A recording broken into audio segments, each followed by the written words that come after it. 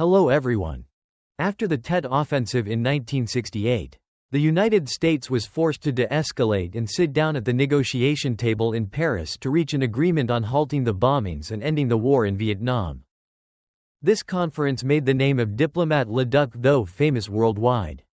And he remains the only Vietnamese to have received the Nobel Prize to this day.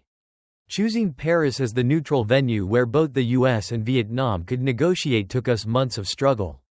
Because both sides understood that the location of the talks would greatly affect the outcome. The United Nations initially suggested Paris. But the US wanted Geneva.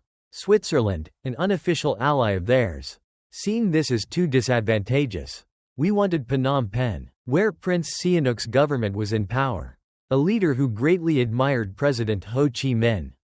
Our proposal to negotiate in Phnom Penh aimed to secure the support of a friendly country, and also to make intelligence operations easier. Both sides exchanged dozens of possible locations, but neither accepted the other's proposals. In the end, it had to be the United Nations, acting as intermediary, that settled on Paris. So why Paris? For the Americans, France was the former colonial ruler of Vietnam, the country they had funded to fight against us and treated as a brother in arms.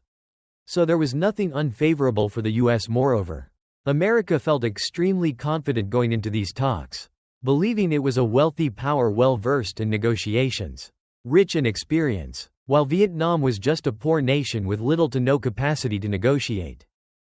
That's why they liked Paris, a place considered the center of Europe, a hub of information. The US thought that however they outmaneuvered us at the negotiation table, the world would immediately know about it, and the war in Vietnam would quickly end in their favor. But that was the mistake of the United States, underestimating Vietnam. We were confident to sit on equal footing with America in Paris because we had many friends among the French people, the French Communist Party, youth and women's movements. Not to mention, France had the strongest Vietnamese diaspora community at the time. Just deciding on the venue had already taken us a month. But the struggle did not stop there. Vietnam was not as naive as the Americans thought. The location was agreed upon. But the question was, what about the table itself? Square or rectangular? We had to fight hard for every detail. Initially, the US wanted bilateral talks, so they chose a rectangular table with one side for each. But we insisted. We were there to negotiate an end to the war. Without the participation of the National Liberation Front of South Vietnam and the Republic of Vietnam, there could be no meaningful discussion on ending the war. That's why we demanded a four-party negotiation at a square table, one side for each delegation. After weeks of heated debate, both sides finally agreed on a round table. Because a round table made it unclear whether it was a two-party or four-party negotiation. Another decisive stance Vietnam took was refusing the participation of China or the Soviet Union. We had learned too well from the Geneva Conference, when sitting with major powers. We were sidelined, voiceless, and bullied. This time, it had to be different. We had to sit across from the United States as equals.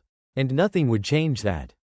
Furthermore, if both China and the Soviet Union were present at the Paris talks, it would only serve America's strategy.